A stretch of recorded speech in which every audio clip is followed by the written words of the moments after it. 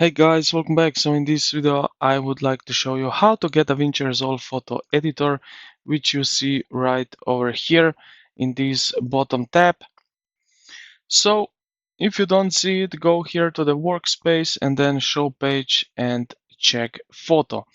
If you can do that, then you probably need to update DaVinci Resolve. So how you will do that is simply go here to DaVinci Resolve at the top left corner and then check for updates. You will see here that update is available. So what you need to do now is just click on download.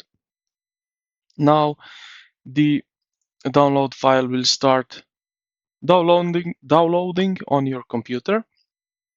When it's done, then just hit install, and yeah, what you're going to do next is just wait, and you will run again your DaVinci Resolve program and you will see photo editor right over here.